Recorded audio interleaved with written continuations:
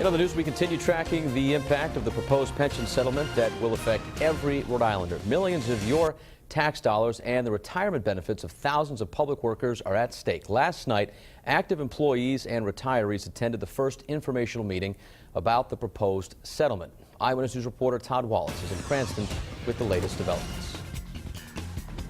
The meeting took place in this building behind me. The goal of the meeting was to educate those in attendance about what the settlement would mean for them.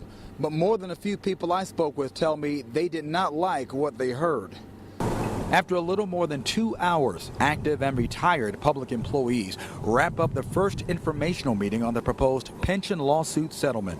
I thought it was a thoughtful exchange between the members, our attorneys, and labor leaders. People came prepared with a number of important questions. But the almost 24 people I spoke with apparently did not like the answers. They didn't want to appear on camera, but all but one tell me they're against the settlement because they're afraid it does not protect their financial futures. Plaintiffs Coalition spokesman Ray Sullivan says that reaction does not come as a surprise. They want to be able to make appropriate plans for themselves and their families for the future down the road, and so they're concerned about how these changes may impact those decisions. The meeting is the first of at least a dozen on the controversial agreement that spawned several protests.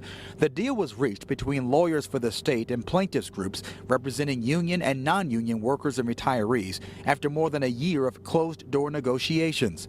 But for it to be finalized, it will first have to win approval on 2 rounds of voting by these public employees. There is a lot to learn, and Sullivan says these meetings are valuable because people want a resource to have their concerns addressed. I think what we want to do is give people the time they need to make an informed decision, a decision that's in their best interest and is reflective of all the information.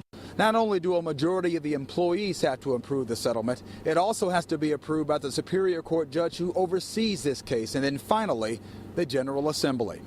With the West Bay Mobile Newsroom, Todd Wallace, Eyewitness News.